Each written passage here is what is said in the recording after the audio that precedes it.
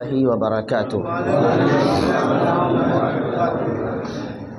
الحمد للہ وکفی وسلام علی عبادہ الذین اصطفی، اما بعد فاعوذ باللہ من الشیطان الرجیم، بسم اللہ الرحمن الرحیم۔ وَلَنَبْلُوَنَّكُمْ بِشَيْءٍ مِّنَ الْخَوْفِ وَالْجُوعِ وَنَقْصٍ مِّنَ الْأَمْوَالِ وَالْأَنفُسِ وَالثَّمَرَاتِ وَبَشِّرِ الصَّابِرِينَ الَّذِينَ إِذَا أَصَابَتْهُمْ مُصِيبَةٌ قَالُوا إِنَّا لِلَّهِ وَإِنَّا إِلَيْهِ رَاجِعُونَ۔ صدق اللہ المولانا العظیم وبلغنا رسولہ النبی الامین المختار الکریم، ونحن على ذلك لمن الشاہدین والشاکرین، والحمد للہ رب العالمین۔ آئیے کچھ عرض و معروضات پیش کرنے سے قبل سب سے پہلے آقائے نامدار مدینے کے تاجدار احمد مجتبیٰ محمد مصطفیٰ صلی اللہ تعالی علیہ وسلم کی مقدس بارگاہ میں درود شریف کا ہدیہ پیش کریں۔ الصلاۃ والسلام علیک یا رسول اللہ، الصلاۃ والسلام علیک یا حبیب اللہ، الصلاۃ والسلام علیک یا نور اللہ، صلی اللہ تعالی علیہ وسلم۔ میرے پیارے آقا صلی اللہ تعالی علیہ وسلم کے پیارے دیوانوں،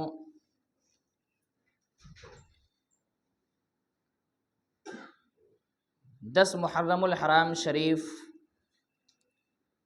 جو آج کا دن ہے، اس دن کے بارے میں سمجھتا ہوں کہ کوئی بھی مسلمان ایسا نہیں ہوگا جس کو یہ پتہ نہ ہو کہ یہ دن آج پوری دنیا میں سب سے زیادہ منایا جاتا ہے۔ تو کیوں منایا جاتا ہے؟ ایک مسلمان ہونے کی حیثیت سے، رسول اعظم صلی اللہ علیہ وسلم کی امت ہونے کی حیثیت سے، یہ ہر مسلمان کی ذمہ داری بن جاتی ہے کہ امام حسین رضی اللہ تعالیٰ عنہ اور آپ کے تمام رفقا جو میدان کرب و بلا میں گئے اور ایک ہی بات پر اٹل رہے کہ یزید جو کہ فاسق و فاجر ہے، ہم اس کی بیعت نہیں کر سکتے ہیں، اس کے علاوہ جو بھی قربانی ہمیں پیش کرنے کی ضرورت پیش آئے گی ہم قربانی پیش کریں گے۔ حضرت امام حسین رضی اللہ تعالیٰ عنہ کو کافی آفر دیے گئے تھے، انعام و اکرام کی لالچ دی گئی تھی کہ اگر حسین یزید کی بیعت کر لیتے ہیں تو حسین ابن علی کو کافی انعام و اکرام سے نوازا جائے گا اور یزید کی طرف سے ان کی ہر طرح خاطر خواہ عزت کی جائے گی، جیسا امام حسین چاہیں گے ویسا ان کے ساتھ سلوک کیا جائے گا۔ یہ آفر تھا یزید کی طرف سے، ابن زیاد کی طرف سے۔ لیکن اس طرح کے آفر کو، دنیاوی چیزوں کو، دنیاوی انعام و اکرام کو وہ انسان اپناتا ہے جو دنیا کا چاہنے والا ہوتا ہے، دنیا سے محبت کرنے والا ہوتا ہے، اور جس انسان کے دل میں اللہ کا خوف ہو، اللہ کے رسول صلی اللہ علیہ وسلم کی سچی محبت ہو، وہ دنیا پر دین کو ترجیح دیتا ہے، آخرت کو ترجیح دیتا ہے۔ ورنہ آج آپ دیکھیں، آپ کے بیچ میں ہی بہت سارے مسلمان آپ کو ایسے مل جائیں گے جو صرف دنیا کی تھوڑی سی دولت کے لیے اپنا ایمان بیچ دیتے ہیں، تھوڑی سی دولت کے لیے، تھوڑی سی شہرت کے لیے۔ اور آج تو سب سے بڑا یہ چل چکا ہے کہ کسی کو خوش کرنے کے لیے اگر ایمان بیچنے کی ضرورت آئی تو وہ بندہ ہم سے خوش ہونا چاہیے، ہم اس کے لیے بھی ایمان بیچ دیں گے۔ اللہ رب العزت جس نے فرمایا ان اللہ اشتری من المؤمنین انفسهم واموالهم بان لهم الجنہ، کہ اللہ نے مسلمانوں کی جان اور مال کو جنت کے بدلے میں خرید لیا ہے۔ اگر ہم اپنی جان اور اپنا مال اللہ کے حوالے کرتے ہیں تو اس کے بدلے میں اللہ نے ہمارے لیے جنت رکھا ہے، لیکن ہمیں اس کی فکر نہیں ہوتی۔ ہمیں کہیں سے آفر آ جائے کہ ہماری بات مان لو، ہماری پارٹی میں آ جاؤ، یہ کر لو، وہ کر لو، 10 لاکھ کا انعام ہے، 20 لاکھ کا انعام ہے، 1 کروڑ کا انعام ہے، یا آپ کو یہ نہیں تو یہ کرنا ہے، ایمان کے خلاف، اسلام کے خلاف کوئی کام کرنا ہے، ٹھیک ہے ہم کرنے کو تیار ہیں، بس نوٹ چاہیے، ہمیں نوٹ چاہیے، لفافے چاہیے، چیک بک چاہیے، اکاؤنٹ میں پیسے ٹرانسفر کرو، ہم سب کرنے کے لیے تیار ہیں۔ اور آج حال وہی ہے کہ لوگوں کو انسان خوش کرنے کے لیے، لوگوں کو راضی کرنے کے لیے جو قدم اٹھانے کی ضرورت آتی ہے، ہمارے مسلمان بھائی بڑے شوق سے اٹھاتے ہیں اور یہ سمجھتے ہیں کہ ہم تو بہت اچھا کام کر رہے ہیں، سب کو خوش کر کے رہنا چاہیے، سب کو خوش کر کے رہنا چاہیے، یہ بالکل صحیح ہے، لیکن اگر اس خوشی میں آپ کے ایمان کا جنازہ نکل رہا ہو تو ایسی خوشی ہمیں قبول نہیں ہے۔ ایسی خوشی ہونی چاہیے جس میں آپ کا ایمان بھی سلامت رہے، آپ کا رسول اعظم صلی اللہ علیہ وسلم سے محبت بھی آپ کی سلامت رہے، اللہ کا خوف بھی آپ کے دل میں برقرار رہے، ایسی جو ہے سب کی خوشی ہمیں اور آپ کو قبول کرنی چاہیے۔ ورنہ اگر اللہ کا خوف نہیں ہے، رسول اعظم کی محبت نہیں ہے، قرآن کے خلاف ہم جا رہے ہیں، ایمان کے خلاف جا رہے ہیں، تو ایسی محبت اور ایسی دوستی ہمیں مقبول نہیں ہے۔ بہرحال امام حسین رضی اللہ تعالیٰ عنہ کے سامنے یہی سب کچھ تھا۔ اگر یزید فاسق و فاجر نہ ہوتا، شریعت کے خلاف عمل کرنے والا نہ ہوتا، شریعت کے قانون کو مٹانے والا نہ ہوتا، تو امام حسین کو مخالفت کرنے کی کوئی ضرورت ہی نہیں تھی۔ آپ اس کی خلافت کو تسلیم کر لیتے، اس کے ہاتھ پر بیعت کر لیتے، لیکن نگاہوں سے امام حسین نے اس کی حرکتوں کو دیکھا تھا، اور امام حسین نہیں بلکہ وہ اجلے صحابہ کرام جس میں حضرت عبداللہ بن زبیر بھی ہیں، عبداللہ ابن عمر بھی ہیں، یہ بڑے بڑے صحابہ کرام جو اس وقت امام حسین کے ساتھ موجود تھے، سب نے اس کی خلافت کا انکار کیا اور کہا کہ ایک فاسق و فاجر جسے اپنے بارے میں یہ نہیں آتا کہ کیسی زندگی گزارنی چاہیے، ہم اس کے ہاتھ پر بیعت کر کے اسلام کے ساتھ سودا نہیں کر سکتے ہیں۔ امام حسین نے چیلنج کر دیا کہ جو ہوگا دیکھ لیں گے، لیکن یزید کے ہاتھ پر بیعت نہیں کریں گے۔ بار بار آپ کو آفر دیا گیا، بار بار آفر دیا گیا۔ جناب حر نے جب آپ کو راستے میں روکا تو انہوں نے بھی یہی کہا کہ یزید کی بیعت کر لیجئے، آپ کو امان دے دی جائے گی۔ آپ نے کہا یہ نہیں ہو سکتا ہے، اس کے علاوہ کوئی راستہ اگر نکلتا ہے تو ہم نکالنے کو تیار ہیں۔ میدان کربلا میں امام حسین رضی اللہ تعالیٰ عنہ تشریف لے گئے، ابن سعد سے بات چیت ہوئی، صلح کا کام ہوا، لیکن اس کے بعد جب صلح کا کام ختم ہو گیا تو دوبارہ یزید ابن زیاد کی طرف سے یہ خط آیا کہ حسین ابن علی سے کہہ دو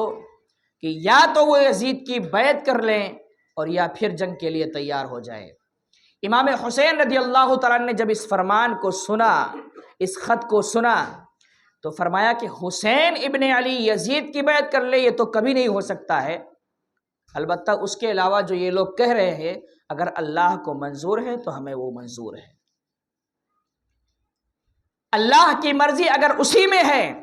کہ یزید کی بیعت نہ کرنے کی بنیاد پر ہمیں شہید ہونا ہے تو ہم شہید ہو جائیں گے، لیکن اپنے جیتے جی اسلام کے قانون کو مٹانے والے کے ساتھ سمجھوتا نہیں کر سکتے ہیں۔ امام حسین رضی اللہ تعالیٰ عنہ کو یہ کہہ دیا گیا کہ اگر آپ بیعت نہیں کرتے ہیں تو پھر جنگ کے لیے تیار ہو جائیں، اور جس کا منظر آپ نے کل رات میں سنا کہ کس طریقے سے شروعات ہوتی ہے۔ امام حسین رضی اللہ تعالیٰ عنہ کے ساتھ گئے ہوئے جو مدینے کے حضرات تھے وہ سارے کے سارے یکے بعد دیگرے شہید ہو گئے۔ امام حسین رضی اللہ تعالیٰ عنہ کے خاندان رشتہ دار والوں کا نمبر آیا، امام مسلم بن عقیل کے بھائی، بیٹے، حضرت علی مرتضیٰ کے امام حسین کے دوسرے بھائی، وہ سارے کے سارے جب شہید ہو گئے تو اب اگر کوئی خاندان بچتا ہے حضرت عباس کی شہادت کے بعد حضرت قاسم کی شہادت کے بعد تو امام حسین اور آپ کے شہزادے بچتے ہیں۔ امام حسین رضی اللہ تعالیٰ عنہ کو معلوم تھا کہ یزیدی صرف میری شہادت چاہتے ہیں، اگر میں شہید کر دیا جاؤں تو میرے سارے بچے بھی بچ جائیں گے، اس کے علاوہ وہ کسی کو تکلیف نہیں دیں گے۔ امام حسین رضی اللہ تعالیٰ عنہ کے سامنے جناب علی اکبر رضی اللہ تعالیٰ عنہ حضرت عباس کی شہادت کے بعد حاضر ہوئے، 18 سال کی عمر ہے۔ امام حسین کا یہ نوجوان بیٹا اپنے باپ کے پاس آیا اس لیے کہ ابا جان سب تو جا چکے ہیں، کوئی بچا نہیں ہے، اس لیے اب میرا نمبر آتا ہے، آپ مجھے اجازت دیجئے تاکہ میں بھی جاؤں اور ان یزیدیوں کے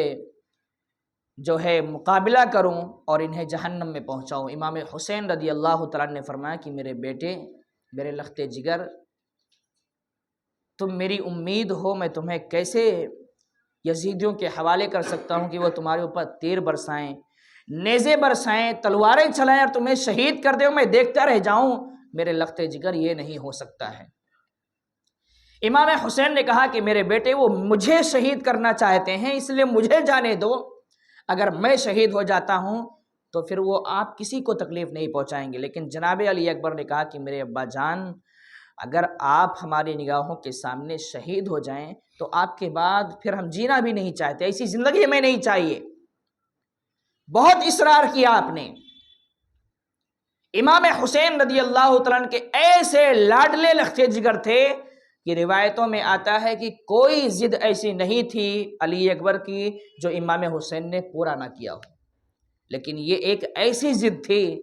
جس کے بارے میں سوچنا پڑا کہ اگر پورا کرتا ہوں تو بیٹا جا رہا ہے اور نہیں پورا کروں گا تو بیٹے کا دل ٹوٹ رہا ہے۔ دونوں طرف تھے، دونوں طرف آپ کو دھیان دینا تھا۔ لیکن بیٹا نے جب بہت اصرار کیا تو بیٹے کا دل توڑنے کے بجائے امام حسین رضی اللہ تعالیٰ نے سینے سے لگایا، دعائیں دی، پیشانی کو بوسہ دیا اور پھر اجازت دے دی۔ وہ جناب علی اکبر جو میدان جنگ میں کربلا میں یزیدیوں کے مقابلے میں جانے والے ہیں، جب آپ تیار ہوتے ہیں تو امام حسین نے خود انہیں تیار کیا، پوری تیاری کرانے کے بعد خود انہیں گھوڑے پہ سوار کیا۔ اس سے پہلے امام حسین نے کسی کو نہ تو تیار کیا تھا نہ گھوڑے پہ سوار کیا تھا، سب اب خود سے تیار ہوئے، خود سے میدان میں گئے۔ لیکن علی اکبر اتنے لاڈلے تھے، اتنے چہیتے تھے امام حسین کے کہ جا رہے تھے تو امام حسین اپنے ہاتھوں سے انہیں تیار کرتے ہیں، دولہے کی طرح سجاتے ہیں اور اس کے بعد میں گھوڑے پر سوار کرتے ہیں، کیونکہ معلوم تھا کہ بیٹا جا رہا ہے، اس کو شہید ہونا ہے، بھلے سے کتنا بہادر ہے لیکن اس کا آخری وقت یہی ہوگا کہ یہ بھی شہید ہو کر آئے گا۔ جناب علی اکبر رضی اللہ تعالیٰ عنہ میدان کرب و بلا میں تیار ہونے کے بعد گئے اور آپ نے اپنی فضیلت پر، اپنے اہل خانہ کی فضیلت پر ایک لمبی تقریر کی یزیدیوں کے سامنے کی، ہو سکتا ہے ان کو سمجھ میں آ جائے، اور اگر سمجھ میں نہ بھی آئے تو یہ ذمہ داری بنتی ہے کہ کسی سے مقابلہ کرنے کے بجائے اسے حق اور غلط بتا دو، اگر وہ ہدایت پا جائے تو ٹھیک ہے، نہیں پائے تو پھر ہماری ذمہ داری ختم ہو جاتی ہے۔ جناب علی اکبر نے کہا کہ میں حسین ابن علی ہوں، تمہیں معلوم ہے کہ اس وقت روئے زمین پر ہم سے زیادہ افضل کوئی نہیں ہے، نبی کریم صلی اللہ علیہ وسلم کے خاندان سے ہم ہیں، اہل بیت میں سے ہم سے زیادہ کوئی قریبی حضور کا نہیں ہے، اور اس وقت پورے روئے زمین پر کوئی ہم سے زیادہ افضل بھی نہیں ہے، اور تمہیں معلوم ہے کہ تم ہمارے نانا جان کا ہی کلمہ پڑھتے ہو، سب کچھ تمہیں معلوم ہے، لیکن تم بھٹکائے ہوئے ہو، دنیا کی لالچ میں آ گئے ہو، ابن زیاد کے خوف سے تم آئے ہوئے ہو۔ اگر ابھی بھی تمہارے سمجھ میں آ رہی ہے تو میرے ابا جان کی شہادت کے بجائے ان کے ساتھ مل جاؤ اور جس وعدے کے لیے تم نے انہیں بلایا تھا اپنا وہ وعدہ پورا کرو۔ لیکن وہ سارے کے سارے خاموش رہے، کوئی جواب نہیں آیا۔ جب آپ نے دیکھا کہ یزیدیوں کی طرف سے کوئی جواب نہیں آیا تو جناب علی اکبر نے انہیں للکارا اور کہا حل من مبارز، کیا تمہارے بیچ میں کوئی میرے مقابلے کے لائق ہے؟ اگر ہے تو اسے میدان میں بھیجو۔ 18 سال کا نوجوان سارے یزیدیوں کو للکار رہا ہے، اور ان یزیدیوں میں ایک دو بہادر نہیں تھے، ایسے بڑے بڑے بہادر جن کا مصر و شام میں نام چلا کرتا تھا، لوگ ان کے نام سے کانپا کیا کرتے تھے۔ لیکن ہوا کیا؟ جناب علی اکبر نے جب للکارا تو کوئی سامنے نہیں آیا، ایک بھی پہلوان، ایک بھی بہادر جناب علی اکبر کے مقابلے میں آنے سے تھرا رہا ہے، کانپ رہا ہے، کوئی آنے کو تیار نہ ہے۔ ابن سعد جو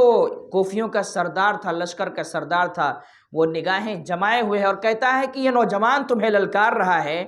اور تمہارے بیچ میں کوئی اس قابل نہیں ہے کہ اس نوجوان کا جا کر مقابلہ کرے۔ کافی دیر کے بعد آپ نے انتظار کیا، للکارا، جب کوئی نہیں آیا تو جناب علی اکبر نے اپنا گھوڑا دوڑا دیا، پوری تیاری کے ساتھ یزیدیوں کے لشکر پہ آپ نے حملہ کیا، اور حملہ اتنا خطرناک تھا، اتنا خطرناک تھا کہ جدھر آپ جا رہے ہیں ادھر صفیں بچتی چلی جا رہی ہیں، ماتم کے دروازے کھلتے چلے جا رہے ہیں، لوگ جہنم میں پہنچتے چلے جا رہے ہیں، یہاں تک کہ کتابوں میں لکھا ہے ایسا لگ رہا تھا کہ یزیدیوں پر اللہ کا عذاب نازل ہو چکا ہے۔ اس نوجوان کی بہادری اتنی خطرناک تھی کہ ابن سعد اور اس کے بڑے بڑے بہادر جو لڑنے کے لیے آئے تھے وہ سارے کے سارے میدان چھوڑ کے جدھر جناب علی اکبر جا رہے ہیں وہ میدان چھوڑ کے سائٹ ہو جا رہے ہیں کہ اس کے مقابلے میں نہیں نہ جانا ہے۔ لیکن جناب علی اکبر نے اکیلے تنہا فوج میں گھس کے کئی یزیدیوں کو جہنم میں پہنچایا۔ لیکن آپ جانتے ہیں کہ 3 دن کے بھوکے پیاسے تھے، کتنی ہمت کریں گے؟ کافی دیر تک مقابلہ کرنے کے بعد جب پیاس کی شدت نے تڑپایا تو واپس آ گئے۔ امام حسین رضی اللہ تعالیٰ عنہ سے کہتے ہیں کہ ابا جان، پیاس کی شدت بہت زیادہ ہو گئی ہے، اگر ایک پیالہ پانی مل جائے تو بس اس پیالے کے برکت سے اگر میں نے پانی پی لیا تو میں اکیلا ان سارے یزیدیوں کو چند منٹوں میں جہنم میں پہنچانے کے لیے کافی ہوں۔ حسین ابن علی نے کہا کہ میرے لخت جگر، میرے شہزادے، تم جس چیز کی تمنا کر رہے ہو تمہیں بھی معلوم ہے کہ وہ چیز ملنے والی نہیں ہے۔ امام حسین رضی اللہ تعالیٰ نے اپنی انگوٹھی ان کے منہ میں ڈالی کہ اسے چوس لو، کچھ راحت مل جائے گی۔ جناب علی اکبر نے انگوٹھی کو چوسا، کچھ راحت ملی، اور معلوم تھا کہ پانی تو نہیں ملنے والی ہے، پھر دوبارہ میدان میں چلے گئے۔ اب دوبارہ جب میدان میں گئے للکارا تو یزیدیوں کو لگا کہ یہ تو اب تھکا ہارا ہے، اتنا لڑکے گیا ہے، پانی بھی نہیں پیا، کھانا بھی نہیں کھایا 3 دن سے، اب تو تھک گیا، اب کوئی بھی مقابلے میں جا سکتا ہے۔ ابن سعد نے اپنے لشکریوں کو بلایا، اعلان کیا کہ یہ دیکھو ایک نوجوان 18 سال کا نوجوان تمہارے سامنے آیا، اس نے تمہیں للکارا لیکن تم میں سے کوئی ان کے مقابلے کے لیے نہیں گیا، پھر اس نے خود تمہارے اوپر حملہ کیا، کئی لوگوں کو جہنم میں پہنچا دیا، اب وہ تھکا ہارا ہے، بالکل تھک چکا ہے، اس کی طاقت، اس کا جسم جو ہے طاقت ختم کر چکی ہے، اس لیے اب آگے بڑھو اور اس کا مقابلہ کرو۔ اس میں ایک بہادر تھا، پہلوان تھا، جس کا نام عاقب تھا۔ ابن سعد نے اس کی طرف اشارہ کیا اور کہا کہ تم جاؤ اور تم مقابلہ کرو۔ عاقب وہ انسان تھا جو ملک شام کا بہت ہی بڑا بہادر مانا جاتا تھا، لوگ اس سے کانپتے تھے، تھرایا کرتے تھے۔ جب ابن سعد نے عاقب کا نام لیا تو بڑے جوش کے ساتھ دہاڑتے ہوئے، چیخیں مارتے ہوئے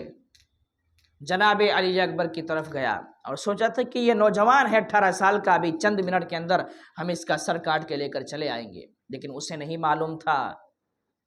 کہ یہ نوجوان جو 18 سال کا نوجوان، محض نوجوان لگ رہا ہے، یہ 18 سال کی عمر تو ہے لیکن اس کی طاقت ہزاروں پہ بھاری ہے، ہزاروں پہ بھاری ہے۔ وہ عاقب نام کا بہادر پہلوان آپ کے مقابلے میں آیا اور اس نے پہنچتے ہی بغیر کسی بات چیت کے جناب علی اکبر پہ حملہ کر دیا، لیکن اللہ کے گھر کے شیر کے بیٹے نے جب اپنا داؤں لگایا تو اس کے وار کو روکا، اور روکنے کے بعد میں جب اپنا پلٹ کے وار کیا تو ایک ہی وار میں عاقب کا سر جسم سے الگ ہو جاتا ہے اور جہنم میں پہنچ جاتا ہے۔ عاقب کا بیٹا بھی بہادر تھا، 2 بیٹے تھے، دونوں بہادر تھے۔ جب بڑے بیٹے نے دیکھا کہ باپ دنیا سے جا چکا ہے، تو وہ جلال میں آ گیا، غصے میں آ گیا۔ اس نے سوچا کہ یہ نوجوان جو محض 18 سال کا نوجوان دکھ رہا ہے، اس نے میرے باپ اتنے بڑے پہلوان کو قتل کر دیا۔ تو وہ دہاڑتا ہوا غصے میں جناب علی اکبر کے مقابلے میں آیا کہ ابھی دیکھ تو نے میرے باپ کو قتل کیا ہے، میں 1 منٹ میں تیرا سر کاٹ کے الگ کر دیتا ہوں۔ جناب علی اکبر نے کہا کہ آ جا، جس طریقے سے تیرا باپ خون میں تڑپ رہا ہے ایسے تو بھی خون میں ابھی تڑپے گا۔ مقابلے میں آیا۔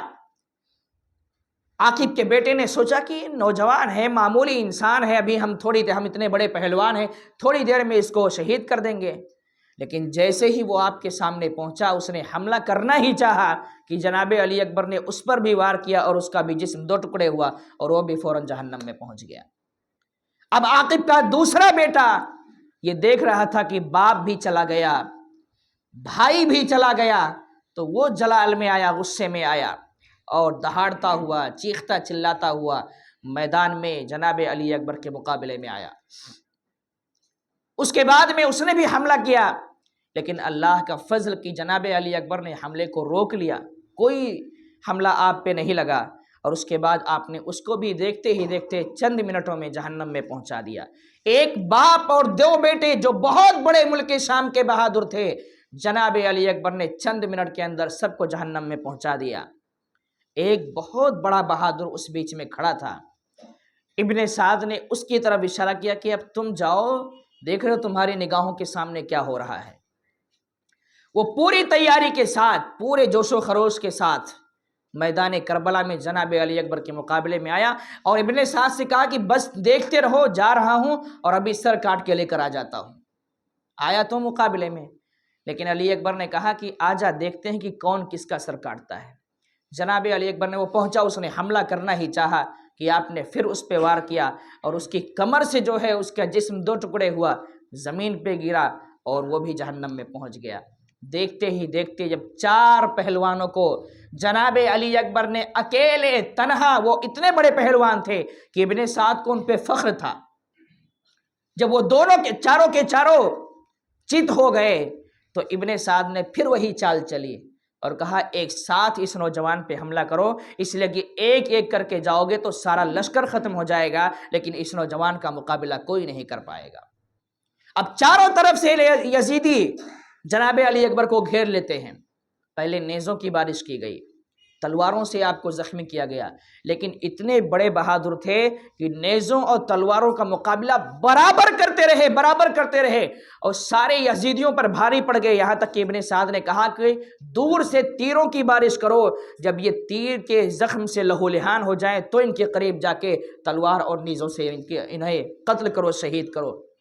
جناب علی اکبر نے مقابلہ کرتے رہے۔ بہرحال جب ہر طرف سے تیر کی بارش ہو رہی ہے، ہر طرف سے نیزے مارے جا رہے ہیں، ہر طرف سے تلواریں ماری جا رہی، تو ایک نوجوان کتنا لڑے گا؟ لڑتے 3 دن کے بھوکے پیاسے تھے، جب ہمت ہار چکے تو گھوڑے سے نیچے آ گئے، گر گئے، اور اس کے بعد میں آپ نے اپنے ابا جان کو بلایا کہ اے میرے بابا جان میری خبر لیجئے۔ جناب حسین ابن علی رضی اللہ تعالیٰ عنہ دوڑتے ہوئے میدان میں جاتے ہیں، اپنے لخت جگر کو اپنی گود میں اٹھاتے ہیں اور خیمے کی طرف لاتے ہیں، دیکھتے ہیں کہ دیکھتے ہی دیکھتے جناب علی اکبر اللہ کو پیارے ہو گئے، شہید ہو گئے۔ حسین ابن علی نے کہا کہ اب میں کیا کروں، میرا بھائی عباس جو میرا علم بردار تھا وہ بھی چلا گیا، میرا لخت جگر علی اکبر تھا وہ بھی چلا گیا، اب آپ آ کے خیمے میں بیٹھے ہوئے ہیں، ادھر جناب علی اصغر 6 مہینے کے ننھے بچے ہیں، پیاس کی شدت اتنی زیادہ ہو گئی تھی 3 دن سے کہ ان کی زبانیں، سوکھی زبانیں باہر آ رہی تھیں، بچے کی سانس میں فرق آ گیا تھا۔ حسین ابن علی کی محترمہ نے جب دیکھا کہ بچے کی حالت بہت خراب ہے، 6 مہینے کا نوجوان، 6 مہینے کا بچہ ہے، تو آپ نے حسین ابن علی کے گود میں لا کر دیا بچے کو اور کہا کہ میرے سرتاج، سب کچھ برداشت کر لیا، نگاہوں کے سامنے ہم یہ دیکھتی چلی آ رہی ہیں، لیکن اب اس ننھے علی اصغر کی پیاس ہم سے دیکھی نہیں جا رہی ہے، کچھ انتظام کیجئے۔ آپ نے فرمایا کہ کیا کروں؟ آپ کی محترمہ نے کہا کہ اس بچے کو اپنی گود میں لیجئے اور ان یزیدیوں کے مقابلے میں ان کے سامنے جائیے اور ان سے سفارش کیجئے، ان سے کہیے کہ ہم تمہارے دشمن ہیں، یہ اس بچے نے کیا بگاڑا ہے، ان سے کسی طرح ان کو منوائیے، ہو سکتا ہے ان یزیدیوں کو آپ پر نہیں لیکن ننھے علی اصغر پہ رحم آ جائے اور وہ تھوڑا سا پانی اس بچے کو دے دیں تاکہ اس بچے کو راحت مل جائے۔ میرے عزیزو، ننھے علی اصغر کو امام حسین رضی اللہ تعالیٰ عنہ لے کے میدان کربلا میں یزیدیوں کے سامنے جاتے ہیں، گود میں لے کے ان کے سامنے دکھاتے ہیں کہ اے یزیدیوں دیکھو، حالات ایسے بن چکے ہیں کہ میرا یہ ننھا بیٹا جو ہے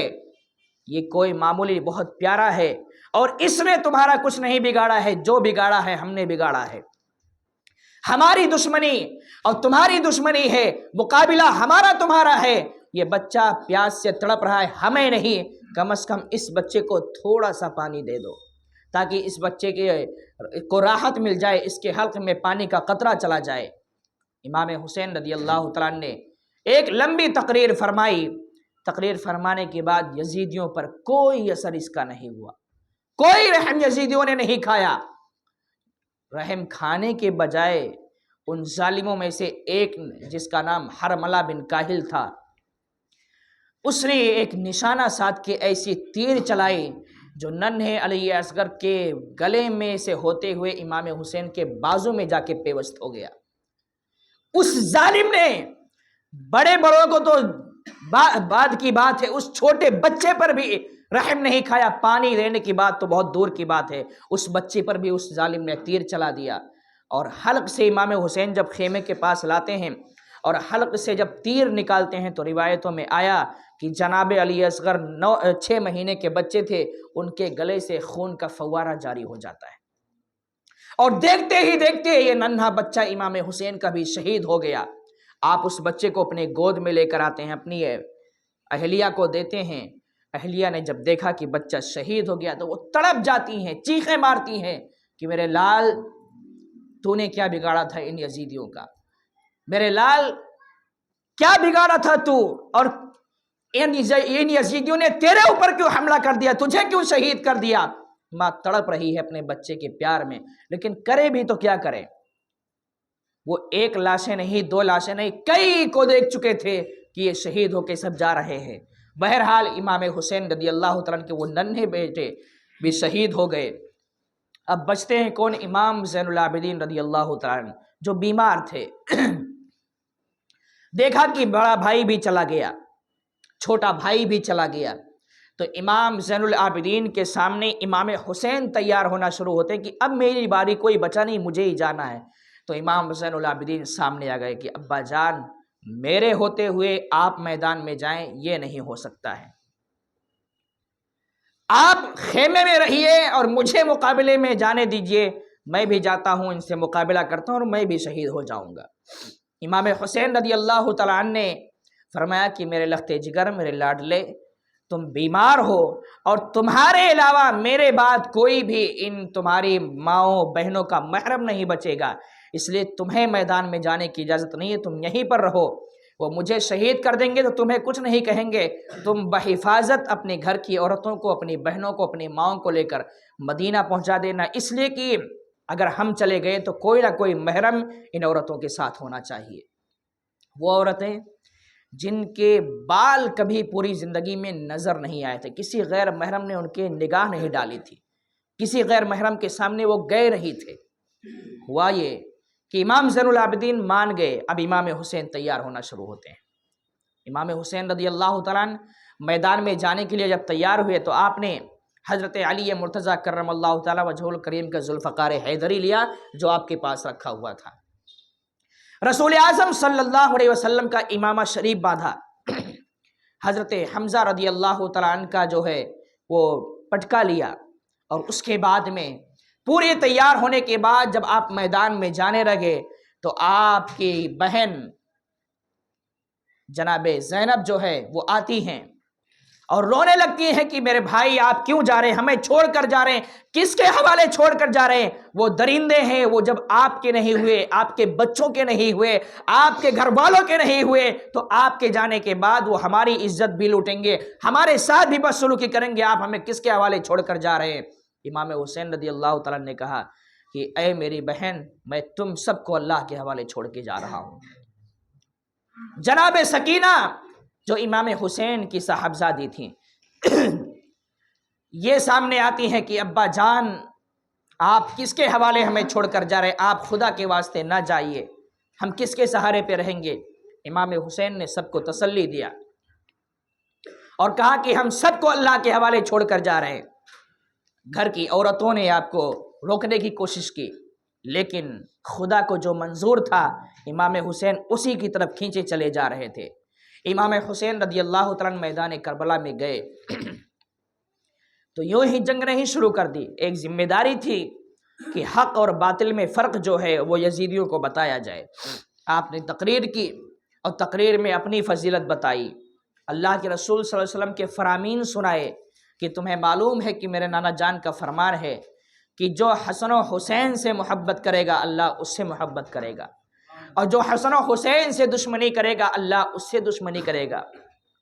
تمہیں معلوم ہے کہ میرے نانا جان نے ہی ہم لوگوں کے بارے میں فرمایا تھا کہ حسن حسین جو ہیں وہ جنتی نوجوانوں کے سردار ہیں۔ یہ ساری حدیثیں اے یزیدیو تم جانتے ہو،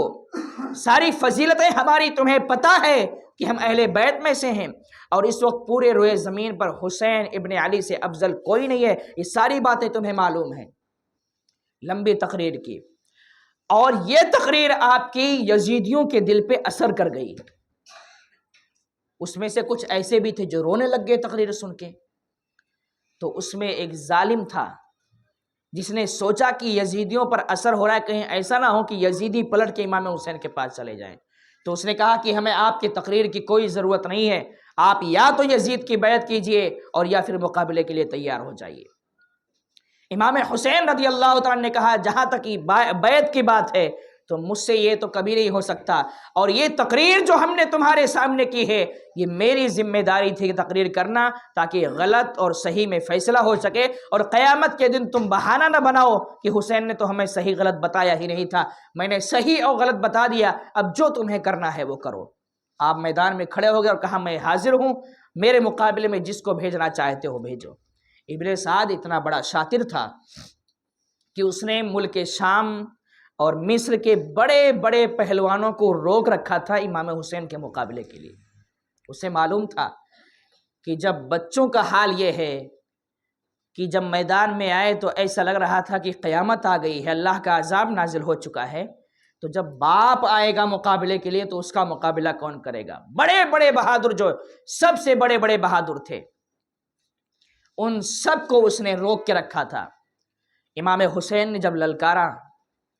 تو ابن سعد نے تمیم بن قحطبہ نام کا ایک بہادر تھا، بہت بڑا پہلوان تھا، اس کو اشارہ کیا کہ تم مقابلے کے لیے جاؤ۔ اب وہی ڈینگیں، وہی دہاڑ، وہی چاپلوسی کہ ابھی جائیں گے، ہم تو اتنے بڑے بہادر ہیں، امام حسین بہادر تھوڑی ہیں۔ لیکن انہیں کیا معلوم کہ یہ بہادر نہیں ہے بلکہ بہادروں کے بھی سردار ہے۔ امام حسین آرام سے کھڑے ہیں، وہ دہاڑتا ہوا، چیختا ہوا، چلاتا ہوا امام حسین کے مقابلے میں آیا۔ اس نے کہا اے حسین ابن علی، بس اپنی موت کا انتظار کیجئے اور چند منٹ کے اندر ابھی ہماری تلوار تمہارا سر کاٹ کے یزید کے پاس پہنچا دے گی۔ امام حسین رضی اللہ تعالیٰ نے فرمایا کہ ٹھیک ہے، تجھے ابھی نہیں معلوم کہ ہم کون ہیں اور ہماری بہادری تو نے ابھی تک نہیں دیکھی ہے، آ جا مقابلے کے لیے۔ وہ انسان تمیم بن قحطبہ مقابلے کے لیے آیا، اس نے حملہ کرنا ہی چاہا کہ امام حسین رضی اللہ تعالیٰ عنہ نے ایک ہی حملے میں اس کے جسم کے 2 ٹکڑے کیا اور فوراً وہ زمین پہ گر گیا۔ ابن سعد دیکھتا رہ گیا، چیختا چلاتا رہ گیا کہ یہ کیا ہو گیا، ہم نے اتنے بڑے بہادر کو امام حسین کے مقابلے میں بھیجا تھا، یہ 2 ہاتھ بھی مقابلہ نہیں کر پایا اور فوراً ختم ہو گیا۔ اس نے دوسرے پہلوان کو جس کا نام یزید ابتہی تھا اس کو اشارہ کیا کہ بھئی اب تم جاؤ، ہم تو دیکھ رہے ہیں بڑے بڑے پہلوان منٹوں میں ختم ہو رہے ہیں، اب تم جاؤ مقابلے کے لیے۔ یزید ابتہی یہ بھی بہت بڑا پہلوان تھا، یہ بھی اپنی ڈینگیں مارتا ہوا، چیختا ہوا، چلاتا ہوا، دہاڑتا ہوا کہ میں ایسا ہوں، میں ویسا ہوں، میں 1000 پہلوانوں کے برابر اکیلا ہوں۔ امام حسین خاموش تھے۔ وہی کہتے ہیں نا کہ خالی ڈبہ زیادہ بچتا ہے۔ ان کو معلوم تھا یزیدیوں کو کہ ہم تو مقابلہ کر نہیں پائیں گے، تو باتوں سے کم ڈرانے کی کوشش کریں، لیکن یہ خاندان جو سامنے موجود تھا یہ ڈرنے والا نہیں تھا، یہ تو ایک ہی بات پہ اٹل تھا کہ ہم یزید کی بیعت نہیں کریں گے، اس کے لیے جو قربانی پیش کرنے کی بات آئے گی ہم قربانی پیش کریں گے۔ یزید ابتہی مقابلے کے لیے آیا، امام حسین مقابلے کے لیے کھڑے ہیں۔ یزید ابتہی نے آپ کو چیلنج کیا، دعویٰ کیا کہ آپ کو میں ابھی چند منٹوں میں شہید کر دیتا ہوں۔ اس نے آپ پہ حملہ کرنا چاہا، امام حسین نے اس کے حملے کو اپنے ہتھیار سے روکا، اور روکنے کے بعد جب اس پر آپ نے دوبارہ حملہ کیا تو اس کا سر کہیں اور جا کے گرا اور جسم گھوڑے سے کہیں اور جا کے گرا اور وہ بھی جہنم میں پہنچ گیا۔ ادھر ابن سعد دیکھ رہا ہے، یزیدی دیکھ رہے ہیں۔ اب یزیدیوں میں سے ایک پہلوان بدر بن سہیل نکلتا ہے، جس کا نام بدر بن سہیل تھا۔ اس نے ابن سعد کو غصے میں اور جلال میں کہا کہ تم بے وقوف ہو کہ ان بہادروں کو بھیج رہے ہو، یہ کوئی بہادر ہے؟ امام حسین کا مقابلہ 2 منٹ بھی نہیں کر پائے، مجھے بھیجو، دیکھو میں ابھی کیا کرتا ہوں امام حسین کا، 1 منٹ کے اندر سر کاٹ کے لے کر آ جاتا ہوں۔ بدر بن سہیل کو اپنی طاقت پر بڑا گھمنڈ تھا، اپنی لڑائی پر اور اپنی بہادری پر بڑا گھمنڈ تھا۔ ابن سعد نے کہا ٹھیک ہے تم جاؤ، اگر تمہیں ایسا لگتا ہے کہ امام حسین کو شہید کر دو گے تو ہمیں ویسا ہی پہلوان چاہیے، جاؤ تم مقابلے کے لیے۔ بدر بن سہیل پوری تیاری کے ساتھ میدان کربلا میں امام حسین کے سامنے آ گیا۔ امام حسین رضی اللہ تعالیٰ دیکھ رہے ہیں کہ بس اس کی چیخیں ہیں، دہاڑنا ہے، چلانا ہے اور آ رہا ہے، لیکن جیسے ہی وہ آپ کے قریب آتا ہے اس کے حملے کرنے کی نوبت ہی نہیں آئی، جو یہ کہہ کر آیا تھا کہ بس مجھے بھیجو، میں چند منٹ کے اندر، چند سیکنڈ کے اندر امام حسین کا سر کاٹ کے تمہارے پاس لے آؤں گا۔ امام حسین کے مقابلے میں آیا، وہ حملہ کر ہی نہیں پایا، اتنے میں امام حسین نے ایسا وار کیا کہ اس کے بھی جسم کے 2 ٹکڑے ہوئے، زمین پہ گرا اور فوراً وہ بھی جہنم میں پہنچ گیا۔ جب ابن سعد نے دیکھا کہ یہ بڑے بڑے بہادر جو ہم نے شروع سے اب تک روک کر رکھے تھے یہ سارے کے سارے جا چکے ہیں، تو اب امام حسین کا مقابلہ کرنا آسان نہیں ہے۔ اس نے تلوار لے کے اور نیزے لے کر سارے لشکریوں کو کہا کہ ان کے چاروں طرف انہیں گھیر لو اور گھیرنے کے بعد میں ان کا مقابلہ کرو۔ وہ سب مقابلے کے لیے آ گئے، امام حسین تنے تنہا ہیں۔ امام حسین نے اپنا گھوڑا دوڑایا اور گھوڑا دوڑانے کے بعد میں ان یزیدیوں کے لشکروں کے بیچ میں جو دوڑایا تو دونوں ہاتھ سے جو آپ ان پر حملہ کرتے جا رہے ہیں بس ایسا لگ رہا ہے کہ سر کٹتے جا رہے ہیں، گاجر مولی کی طرح وہ زمین پہ گرتے جا رہے ہیں۔ ابن سعد نے دیکھا کہ ماحول اتنا خراب ہو چکا ہے کہ اگر یہی انداز لڑائی کا رہا تو ہمارا لشکر میں سے کوئی نہیں بچے گا، اس لیے انداز بدلنا چاہیے۔ تو اس نے کہا تیر انداز جو ہیں وہ سامنے آ جائیں، باقی سب پیچھے ہو جائیں۔ اب اس نے تیر اندازوں کو آگے کیا اور کہا امام حسین کے قریب نہیں جانا ہے، دور سے حملہ کرو، جب تیر کے ذریعے انہیں زخمی کر دو، یہ بالکل بے تاب ہو جائے تو پھر ان کے قریب جا کے تلوار سے ان کا سر کاٹ دینا۔ تیروں سے، تلواروں سے، نیزوں سے جب بارشیں کی گئی، امام حسین رضی اللہ عنہ کا گھوڑا اتنا زخمی ہو گیا کہ گھوڑے میں چلنے کی تاب نہ رہی، تو امام حسین گھوڑے کو لے کر جاتے ہیں، ایک جگہ کھڑے ہو جاتے ہیں اور کھڑے ہونے کے بعد میں آپ نے وہیں کھڑے کھڑے مقابلہ کرنا شروع کیا۔ روایتوں میں آیا کہ تیر، تلوار اور نیزے کے 72 زخم کھانے کے بعد جب جسم آپ کا بالکل لہو لہان ہو چکا تھا تو آپ زمین پر گر جاتے ہیں، اور زمین پر گرتے ہی جب آپ کو یقین ہو گیا کہ اب میں شہید کر دیا جاؤں گا تو فوراً آپ سجدے میں چلے جاتے ہیں۔ روایتوں میں آیا کہ شمر نام کا ایک شخص ہے یا خولی بن یزید ہے، ان دونوں میں سے کسی نے آ کے آپ کے سر کو آپ کے جسم سے الگ کر دیا اور اس کے بعد میں اس سر کو اٹھایا گیا اور ابن سعد کے پاس پیش کیا گیا۔ میرے عزیز دوستوں، میرے بزرگوں، امام حسین رضی اللہ تعالیٰ عنہ میدان کربلا میں گئے، آپ بھی شہید ہوئے، آپ کے بچے بھی شہید ہوئے، اب امام زین العابدین اور آپ کے گھر کی عورتیں صرف بچتی ہیں۔ ابن سعد نے کہا کہ جب حسین شہید کر دیے گئے تو ہمارا مقصد پورا ہو گیا، اب کسی کو تکلیف نہیں پہنچانا ہے۔ لیکن وہ ظالم یہیں تک نہیں رکتے ہیں، ان ظالموں نے فوراً امام حسین کے خیمے پر حملہ کر دیا، اور حملہ ہی نہیں کیا، جو بھی ساز و سامان تھا وہ سارا ساز و سامان لوٹ لیا، یہاں تک کہ امام حسین کی بہنوں پر، بیٹیوں کے اور ان کی عورتوں کے دوپٹے چادر سر سے کھینچ لیے گئے، انہیں بے پردہ کر دیا گیا۔ وہ عورتیں جنہیں کبھی کسی غیر محرم نے دیکھا نہیں تھا،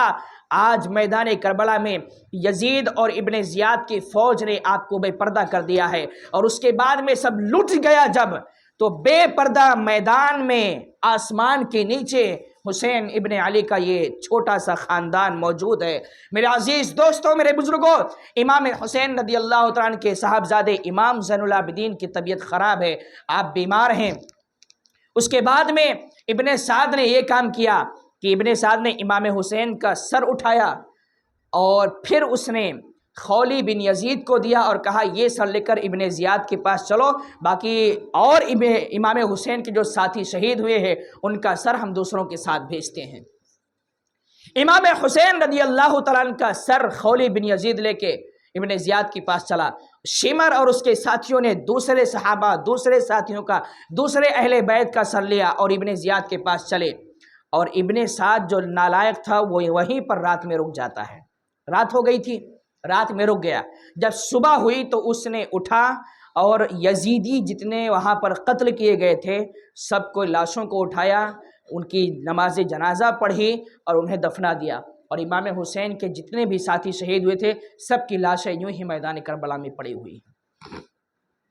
ابن سعد وہی انسان ہے جس کے بارے میں نے آپ کو بتایا تھا، سعد بن ابی وقاص، یہ صحابی رسول عشرہ مبشرہ میں سے ان کا بیٹا ہے، لیکن دنیا کی لالچ، حکومت کی لالچ نے اسے یہاں تک لا دیا ہے کہ ایک صحابی رسول عشرہ مبشرہ کا بیٹا جو ہے وہ امام حسین کا سر کاٹنے کے لیے تیار ہو جاتا ہے۔ بہرحال جب ابن سعد نے سارے کوفیوں کو، یزیدیوں کو جو ہے وہ دفناتا ہے، ان کی نماز جنازہ پڑھ کے جب امام زین العابدین کو اور ان کے گھر والوں کو گرفتار کرتا ہے کہ ان کو ابن زیاد کے پاس لے کر چلو، امام زین العابدین اور آپ کے گھر کی عورتیں جب چلتی ہیں تو جناب زینب جب اپنے بھائی امام حسین کے لاش کے پاس پہنچتی ہیں تو دیکھتی ہیں خون میں لت پت گرد و غبار اوپر سے ہیں، تو دیکھ کے چیخ اٹھتی ہیں کہ میرے بھائی تم امام حسین ہی ہو، میرے بھائی حسین ابن علی ہو، تمہاری یہ حالت ان لوگوں نے کر دی ہے اور تمہیں پوچھنے والا کوئی نہیں ہے، تمہارا جسم آج جو پھولوں کا جسم تھا آج وہ مٹی میں ملا ہوا ہے، اس پر گرد و غبار پڑے ہوئے ہیں۔ سکینہ اور اس کے بعد زینب ہیں، اور سکینہ پیچھے پیچھے آپ کی بیٹی جا رہی، جب انہوں نے دیکھا کہ ابا جان کا جسم اس حالت میں پڑا ہوا ہے وہ بھی چیخ پڑتی ہیں، آپ کے گھر کی عورتوں نے دیکھا وہ بھی چیخ پڑتی ہیں، بہرحال کچھ کر نہیں سکتی تھیں۔ ابن سعد کی فوج آپ کو لے کر جا رہی ہے، امام زین العابدین اور آپ کے گھر کی عورتوں کو ابن زیاد کے پاس لے جایا گیا۔ ابن زیاد کے پاس جب یہ سب پہنچے تو ابن زیاد کے سامنے امام حسین اور آپ کے ساتھیوں کا سر رکھا گیا۔ میرے عزیزوں، یہ صرف شہید ہی ان لوگوں نے، ظالموں نے نہیں کیا، امام حسین رضی اللہ تعالیٰ عنہ کا سر ایک تشت میں کر کے ابن زیاد کے پاس رکھا گیا۔ اس ظالم کے ہاتھ میں ایک چھڑی تھی، اس چھڑی سے اس نے امام حسین کے سر پر، ان کے ہونٹوں پر، ان کی دانت پر، ان کی پیشانی پر مارا اور کہتا ہے کہ اے حسین تم یہی چاہتے تھے، اسی لیے یزید کی بغاوت کے لیے آئے تھے، اگر تم یزید کی بیعت کر لیے ہوتے تو تمہارا یہ انجام نہیں ہوتا۔ ایک بزرگ صحابی رسول زید بن ارقم رضی اللہ تعالیٰ عنہ وہاں پر موجود تھے، انہیں دیکھ کے برداشت نہ ہوا تو انہوں نے کہا اے ظالم، اپنی چھڑی، اپنا جو ہے ڈنڈا امام حسین کے سر سے الگ کر لے۔ ارے میں نے رسول اعظم صلی اللہ علیہ وسلم کو دیکھا ہے کہ جن ہونٹوں پر تو چھڑی مار رہا ہے انہی ہونٹوں کو میرے آقا چوما کیا کرتے تھے، جس پیشانی پر تو چھڑی مار رہا ہے اس پیشانی کو میرے آقا چوسا کرتے تھے، جس دانت پر تو چھڑی مار رہا ہے یہی وہ دانت ہے جن کو اللہ کے رسول صلی اللہ علیہ وسلم چوما کرتے تھے۔ تو اتنا بڑا بدبخت ہو چکا ہے کہ آج تجھے اتنا بھی خیال نہیں رہ گیا۔ ابن زیاد ایک قسم کا ظالم انسان تھا، اس نے زید بن ارقم رضی اللہ تعالیٰ عنہ سے کہا کہ اے بڈھے، اگر تیری عقل صحیح سلامت ہوتی اور تو جوان ہوتا تو ابھی میں تیری گردن مار دیتا، لیکن بڑھاپا تھا، بڑھاپے میں عقل کمزور ہو جاتی، اس کی وجہ سے اس نے آپ کو چھوڑ دیا کہ جو بولنا ہے بول لے اور وہاں سے بول کے آپ چلے جاتے ہیں۔ امام حسین رضی اللہ تعالیٰ عنہ کا وہ سر اس کے پاس رکھا ہوا ہے، آپ کے ساتھیوں کا سر رکھا ہوا ہے۔ بات یہیں پر ختم نہیں ہوتی ہے، امام حسین رضی اللہ تعالیٰ عنہ کے سر کو یزید کے پاس بھیجنے کی تیاری کی جاتی ہے۔ وہی شمر، وہی خولی بن یزید کی ایک جماعت تیار کی جاتی ہے، اور اس ظالم نے امام زین العابدین کو گھوڑے پر بٹھایا تو کس حالت میں؟ ان کے ہاتھ اور پیر میں ہتھکڑی لگا دی تھی، اور یہ کہہ دیا تھا کہ ہتھکڑی اس لیے لگاؤ تاکہ جہاں سے لے کر جاؤ وہاں کے لوگ دیکھیں تو انہیں خوف پیدا ہو کہ جو یزید کے خلاف جائے گا اس کا حشر یہی ہوگا۔ اور اس کے بعد میں اس نے کہا کہ امام حسین کا سر ایسے ہی نہ لے جانا، نیزے پہ بلند کر کے لے جانا تاکہ لوگوں کو پتہ چل جائے، لوگ ڈر جائیں اور کوئی یزید کے خلاف کھڑے ہونے کو تیار نہ ہو۔ امام حسین رضی اللہ تعالیٰ عنہ کا سر، آپ کے ساتھیوں کا سر، وہ جماعت ابن زیاد کا لشکر، اس کی فوج لے کر چلتی ہے۔ چلتے چلتے انہیں صرف پیسوں سے محبت تھی، دنیا سے محبت تھی، وہ دنیا کے لالچی تھے، اور صحابہ کرام نے امام حسین سے پہلے بھی کہا تھا کہ کوفہ والے درہم و دینار کے بندے ہیں، انہیں جہاں دولت ملی بس وہیں وہ پلٹ جائیں گے، وہ کسی کے نہیں ہیں۔ جب علی کے نہیں ہو سکے، حسن کے نہیں ہو سکے، تو اے حسین ابن علی وہ آپ کے بھی نہیں ہو سکتے ہیں۔ لیکن حسین ابن علی کو کچھ اور منظور تھا، اللہ کو کچھ اور منظور تھا، امام حسین وہاں جاتے ہیں۔ بہرحال آپ کے سر کو اور آپ کے ساتھیوں کو، سر کو ابن زیاد نے دمشق بھیجا یزید کے پاس۔ یہ فوج جو ہے ابن زیاد کی سر کو لے کر چلتی ہے، پہلی منزل پر پہنچے، رات ہو گئی، سوچا یہاں آرام کر لے۔ بازو ہی میں ایک گرجا گھر تھا، وہاں سے ایک پادری یہ سارا منظر دیکھ رہا تھا، اور گرجا گھر کے دیوار پر ایک جملہ لکھا ہوا تھا، اترجو امتن قتلت حسینہ شفاعت جدہ یوم الحساب۔ اس کا مطلب یہ ہے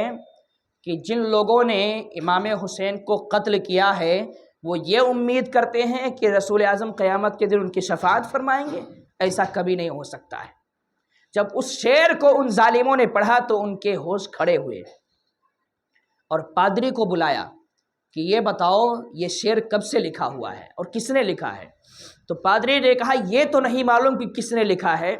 البتہ یہ معلوم ہے کہ تمہارے نبی کی پیدائش سے 500 سال پہلے سے یہ شعر لکھا ہوا ہے۔ اس کا مطلب یہ ہے کہ امام حسین رضی اللہ تعالیٰ عنہ کی شہادت کا تذکرہ یہ حضور کی امت میں نہیں بلکہ پہلے کی امتوں میں بھی اس کا چرچا ہو چکا تھا، پہلے چرچا ہو چکا تھا۔ اور اس پادری نے پوچھا کہ یہ سر کس کا ہے، تمہارے ساتھ یہ سر کس کے ہیں؟ تو ان ظالموں نے بتایا کہ یہ امام حسین کا سر ہے، یہ ان کے ساتھیوں کا سر ہے۔ پادری جو ہوتے ہیں نا وہ بھلے سے کسی مقصد کے تحت اسلام قبول نہ کریں، لیکن ہم سے آپ سے زیادہ اسلام کے بارے میں انہیں پتہ ہوتا ہے، وہ اسلام کو بہتر جانتا تھا، امام حسین کو بہت اچھی طریقے سے جانتا تھا۔ اس نے کہا ایک رات کے لیے امام حسین کا سر مجھے دے دو، تم رات میں یہی رکنے والے ہو اور صبح جانے لگو گے تو میں سر واپس کر دوں گا، اس کے بدلے میں تمہیں 10,000 دینار دیتا ہوں۔ وہ دینار، وہ بھائی دولت کے بندے تھے سب، انہوں نے کہا ٹھیک ہے سر لے جاؤ اور دینار ہمیں دے دو۔ اس نے دینار دیا اور سر لے کے گیا۔ سر جب اپنے پاس لے گیا تو اس نے ایک اونچی جگہ اسے رکھا، دھویا اچھے سے، صاف ستھرا کیا، عطر لگایا، خوشبو لگایا، اور لگانے کے بعد میں ایک صاف ستھری جگہ، اونچی جگہ اس نے سر کو رکھ دیا۔ سر کو رکھا اور اس کی زیارت کرتا رہا۔ وہ پادری بیان کرتا ہے کہ میں نے رات کی تاریکی میں آدھی رات گزرنے کے بعد ایک منظر دیکھا کہ آسمان سے ایک نور آ رہا ہے، امام حسین کے سر کے پاس آ رہا ہے اور واپس چلا جا رہا ہے۔ وہ نور آ رہا ہے اور جا رہا ہے۔ پادری کہتا ہے جب میں نے یہ منظر دیکھا تو مجھے یقین ہو گیا کہ یہ کوئی اور نہیں، یہ فرشتے ہیں جو امام حسین کی شہادت پر غم میں شریک ہونے کے لیے آ رہے ہیں، ان کے سر کو دیکھنے کے لیے آ رہے ہیں۔ پادری کہتا ہے اسی وقت میں نے فیصلہ کیا اور کلمہ پڑھ کے رات ہی میں مسلمان ہو گیا۔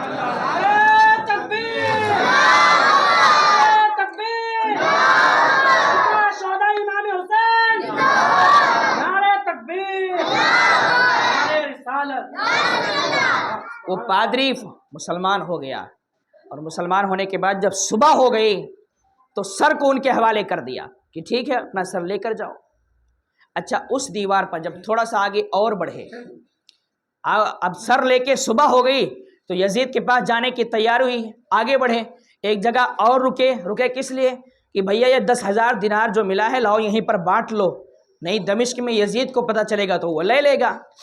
اب رکے، اور رکنے کے بعد میں دینار کو جب بانٹنا چاہا اور جو پٹکلا کھولا تو اللہ کی قدرت دیکھو، پادری نے جو دیا تھا وہ یقیناً دینار ہی دیا تھا، لیکن یہاں وہ مٹی میں بدل کے مٹی کا ٹوکرا بن چکا ہے، وہ اب دینار نہیں رہ گیا، وہ دولت نہیں ہے، وہ مٹی ہے، اور مٹی پر قرآن مجید کی آیتیں لکھی ہوئی ہیں، وَلَا تَحْسَبَنَّ اللَّهَ غَافِلًا عَمَّا يَعْمَلُ الظَّالِمُونَ، کہ جو یہ ظالم کر رہے ہیں یہ سمجھتے ہیں کہ اللہ ان سے غافل ہے، ہرگز نہیں، اللہ غافل نہیں، اللہ سب کچھ دیکھ رہا ہے، سب کچھ خدا کو پتا ہے۔ جب ان ظالموں نے اس آیت کو اس مٹی پہ پڑھا تو ان کی حالت خراب ہو گئی کہ ہم نے تو بڑا غضب کیا ہے، لیکن وہ دولت کے پجاری تھے، وہ شہرت کے پجاری تھے، وہ حکومت کے پجاری تھے، کچھ نہ ملا، ہاتھ نہ لگا، لے کے سر یزید کے پاس چل دیے۔ دمشق میں یزید بیٹھا ہوا ہے۔ جب یزید کو خبر پہنچتی ہے کہ امام حسین اور ان کے ساتھیوں کا سر آ رہا ہے تو اب غور سے سنیے گا، یہاں پر یزید نے پورے شہر کو سجوایا تھا، پورے شہر کو اس نے دمشق کو سجایا تھا خوشی میں کہ امام حسین کا سر آ رہا ہے، اور ناچنے گانے والوں کو، ڈھول بجانے والوں کو بلایا، اور اس نے کہا کہ شہر کے باہر جو دروازہ ہے وہاں پر کھڑے ہو جاؤ، اور وہاں جب امام حسین کا سر آئے گا تو ڈھول بجاتے ہوئے، خوشی میں جھومتے ہوئے امام حسین کا سر میرے پاس لے کے آنا۔ ذرا سوچو، آج امام حسین سے محبت کرنے والے ڈھول بجاتے ہیں، امام حسین سے محبت کرنے والے یہ سب کرتے ہیں اور کہتے ہیں ہم ان کی محبت میں کر رہے ہیں، سب جائز ہے۔ ارے ظالموں، امام حسین کی محبت میں نہیں، بلکہ یزید نے امام حسین شہید ہو گئے، سر اس کی بارگاہ میں آ رہا تھا، اس کی خوشی میں اس نے ڈھول بجوائے تھے، ناچ گانے کروائے تھے، پورے شہر کو سجوایا تھا۔ اچھا، یہ معاملہ ایک صحابی رسول جو ہے وہ وہاں تجارت کے لیے گئے ہوئے تھے، ملک شام گئے تھے، ملک شام سے دمشق پہنچے تو یہ منظر جب دیکھا، ان کا نام حضرت سہل رضی اللہ تعالیٰ عنہ ہے، انہوں نے پوچھا یہ بتاؤ یہ شہر کیوں سجایا جا رہا ہے، یہ تیاریاں کس چیز کی جا رہی ہیں، یہ کون لوگ ہیں جو اس طرح کی تیاری کر رہے ہیں، کس کے لیے کر رہے ہیں؟ امام حسین رضی اللہ تعالیٰ عنہ کے چاہنے والے تھے وہ، ان کو بتایا گیا کہ معاملہ ایسا ہے کہ حسین ابن علی شہید کر دیے گئے ہیں اور ان کا سر لایا جا رہا ہے، اس کی خوشی میں یہ ساری سجاوٹیں ہو رہی ہیں، اس کی خوشی میں ساری خوشیاں منائی جا رہی ہیں۔ بہرحال حضرت سہل رضی اللہ تعالیٰ نے کہا کہ اچھا یہ بتاؤ امام حسین کا سر کس دروازے سے لایا جائے گا؟ تو لوگوں نے بتایا فلاں دروازے سے، آپ اس دروازے کے پاس جا کر کھڑے ہو گئے۔ امام حسین رضی اللہ تعالیٰ عنہ کا سر لایا گیا، اور یہ حضرت سہل رضی اللہ تعالیٰ عنہ آپ کے گھر کی عورتوں کے پاس جاتے ہیں اور کہتے ہیں کہ میں تو کچھ نہ کر سکا، لیکن اب بھی اگر میرے لائق کوئی خدمت ہے تو مجھے بتاؤ، میں کرنے کے لیے تیار ہوں۔ جناب سکینہ امام حسین کی بیٹی، اتنی مصیبت کے باوجود انہیں اگر کسی چیز کا خیال تھا تو پردے کا خیال تھا۔ پردے کا کیا کہا حضرت سہل سے؟ کہا کہ یہ ظالم سر لے کے، ہمارے ابا کا سر لے کے ہمارے ساتھ چل رہے ہیں اور جس کی وجہ سے گھل مل رہے ہیں، ہماری بے پردگی ہو رہی، ان سے کہہ دو کہ سر لے کے آگے ہو جائیں تاکہ یہ ہمارے ساتھ نہ چلیں اور ہمارے پردے کا انتظام ہو سکے۔ جناب سکینہ نے یہ کہا تھا۔ حضرت سہل رضی اللہ تعالیٰ نے اس کے سر کو آگے لے کے چلنے کے لیے 4000 درہم دیا تھا ان ظالموں کو کہ بھیا یہ 4000 درہم لے لو، لیکن سر لے کے آگے چلو، ان خاتون کے ساتھ تم نہ چلو، ان کے پردے کو جو ہے وہ تار نہ کرو، انہیں پردے میں رہنے دو۔ تو وہ سارے کے سارے 4000 دینار لیتے ہیں درہم اور آگے چلنے لگتے ہیں۔ حضرت سکینہ کو تھوڑی سی تسلی ملی کہ چلو کم از کم بڑے سے ساری مصیبتیں آ گئی ہیں لیکن ہمارے پردے کا تو انتظام ہو گیا۔ اب وہ سر امام حسین رضی اللہ تعالیٰ کا سر جو ہے یزید کے پاس لایا گیا۔ یزید اپنے تخت پر بیٹھا ہوا ہے۔ اچھا یزید کی سیاست دیکھو، سب کچھ اسی نے کرایا۔ سب کچھ کرانے کے بعد میں یزید نے امام حسین کے سر کی طرف اشارہ کر کے کہتا ہے کہ اگر اے حسین ابن علی، اگر آپ کا معاملہ میرے پاس پہنچتا تو میں بالکل آپ کو شہید نہیں ہونے دیتا، بلکہ میں اپنے باپ کی طرح جس طریقے سے آپ کے بھائی کے ساتھ میرے باپ نے سمجھوتا کیا تھا میں بھی اسی طریقے سے سمجھوتا کر لیتا، اور جس کے لیے آپ راضی ہوتے میں اس کے لیے راضی ہو جاتا۔ یہ سارے جملے اس کے اس لیے تھے کہ وہاں کے لوگ یہ سمجھیں کہ یزید اس سے بری ہے، یزید نے سب نہیں کرایا ہے، جبکہ یزید کے حکم پر ہی سب ہوا تھا۔ اب اس نے دیکھا کہ معاملہ تو ہو چکا ہے، کچھ ہونے والا ہے نہیں، تو اب سوچا کہ سمجھایا جائے، بجھایا جائے اور معاملے کو یہیں پر ختم کیا جائے۔ اس نے یہ سوچا کہ اب یہ قافلہ جو ہے امام حسین کے گھرانے کا قافلہ جو ہے اس کو کسی طرح مدینہ صحیح سلامت پہنچا دیا جائے۔ تو اس میں ایک صحابی تھے حضرت نعمان بن بشیر، جن کا تذکرہ آپ نے سنا تھا کہ امام مسلم بن عقیل کی شہادت کے لیے جب باتیں ہوئی تھیں سختی کرنے کی تو کوفہ کے گورنر حضرت نعمان بن بشیر تھے۔ یہ سختی نہ کر سکے کیونکہ یہ محبت کرنے والے تھے، تو ان کو گورنری سے ہٹا دیا گیا تھا، یہ ساتھ میں تھے۔ یزید نے دیکھا کہ پوری لشکر میں اگر کوئی اہل بیت سے محبت کرنے والا ہے تو نعمان بن بشیر ہے، ان کو بلایا اور ان کا کہا کہ یہ تمہاری ذمہ داری ہے کہ امام حسین کا یہ گھرانہ، یہ قافلہ جو ہے مدینہ صحیح سلامت پہنچنا چاہیے، یہ تمہاری ذمہ داری۔ اب اس نے وہاں پر اپنی مہربانی دکھانا شروع کی، ان کو کوئی تکلیف نہیں ہونی چاہیے۔ بہرحال آپ کے گھرانے کو سواری پر سوار کیا گیا، مدینہ جانے کی تیاری ہوئی۔ اب جب مدینہ جانے لگے وہ صاحب حضرت نعمان بن بشیر حسین ابن علی کے گھر والوں کو لے کر، تو یزید نے چال چلی اور حضرت امام زین العابدین کو تنہائی میں بلایا، تنہائی میں بلایا اور کیا کہا پتہ ہے؟ اس نے کہا کہ دیکھو تمہارے والد حسین ابن علی کو ابن زیاد کمبخت نے شہید کر ڈالا ہے، وہ میرے فرمان کے خلاف تھا، مجھے اس کے بارے میں نہیں پتہ تھا، اگر مجھے پتہ ہوتا تو میں تمہارے والد کو شہید نہیں ہونے دیتا، بلکہ میں بلاتا اپنے پاس اور سارے معاملات کو یوں ہی حل کر دیتا۔ ابن امام زین العابدین کو بھی اس نے خوش کرنے کی کوشش کی، لیکن امام زین العابدین کو پتہ تھا کہ سارا کھیل تو اسی نے رچا ہے۔ بہرحال آپ خاموش رہے، آپ نے کوئی جواب نہیں دیا اور بات وہاں سے آگے بڑھی۔ امام زین العابدین جب جانے لگے تو یزید نے بلا کر کہا کہ آپ مدینہ جا رہے ہیں، صحیح سلامت خوشی کے ساتھ رہیے گا، اگر کوئی تکلیف ہوتی ہے، کوئی ضرورت آپ کو ہوتی ہے تو ہمارے سامنے پیش کیجیے گا، ہم یہاں سے آپ کی ضرورت پوری کر دیں گے۔ لیکن وہ اللہ کے رسول کے گھرانے والے تھے، انہیں یزید سے کیا امید تھی کہ وہ یزید سے کوئی مدد طلب کریں گے۔ بہرحال یہ قافلہ جو ہے مدینہ کی طرف روانہ کر دیا گیا حضرت نعمان بن بشیر صحابی رسول کے ساتھ، اور امام حسین کا سر، یہ سوال پیدا ہوتا ہے نا کہ امام حسین کا سر کیا ہوا، تو روایتوں میں یہ آیا ہے کہ امام حسین کا سر بھی یزید نے حضرت امام زین العابدین کے ساتھ میں مدینہ روانہ کر دیا کہ ان کے ساتھ دے دو، لے جائے، وہاں جو چاہے وہ کریں۔ اس کے بعد میں امام زین العابدین اور آپ کے ساتھیوں نے جو ان کو لے کر مدینہ جا رہے تھے، وہ سارے کے سارے جب مدینہ پہنچتے ہیں تو امام حسین رضی اللہ تعالیٰ عنہ کا سر انور، دو روایتیں اس کے بارے میں۔ ایک روایت یہ ہے کہ آپ کی والدہ حضرت فاطمہ الزہرا رضی اللہ تعالیٰ عنہ کے پہلو میں دفنایا گیا ہے، اور ایک روایت یہ ہے کہ آپ کے بڑے بھائی امام حسن کے پہلو میں دفنایا۔ بہرحال ان دونوں میں سے کسی ایک کے پہلو میں آپ کا سر مبارک دفنایا گیا ہے، اور معاملہ یہاں تک ختم ہو جاتا ہے۔ وقت چونکہ ہو چکا ہے، بات اور ہے انشاءاللہ 2-3 جمعہ بھی پڑھیں گے، جمعہ میں لیتے رہیں گے، ورنہ آج ہی سب کچھ نہیں ہو سکتا۔ اس کے بعد میں امام حسین کا قافلہ مدینہ پہنچ گیا۔ اب یزید کی اصل کارنامے شروع ہو گئے، مدینے پر حملہ کیا، مکے پر حملہ کیا، روایت کے مطابق 10,000 صحابہ کرام کو اس نے شہید کروایا،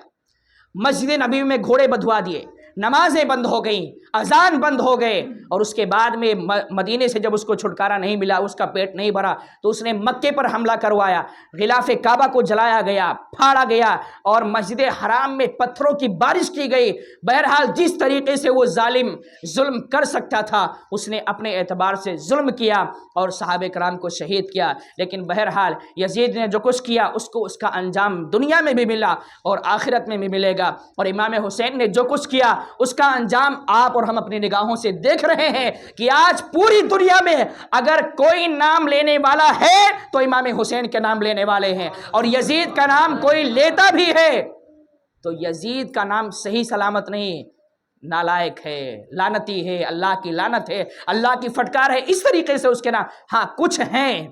جو یزید کے بھی چاہنے والے ہیں، جو رحمت اللہ تعالیٰ علیہ کہتے ہیں، تو ان کا تعلق نہ تو اسلام سے ہے، نہ دین سے ہے، نہ شریعت سے ہے، نہ اہل بیت سے ہے۔ ہم اور آپ اہل بیت والے ہیں، ہمارے دلوں میں اہل بیت کی محبت ہے۔ انشاءاللہ زندہ رہیں گے تو ان کی محبت میں زندہ رہیں گے، اور ہماری روح نکلے گی تو اہل بیت کی محبت میں روح نکلے گی۔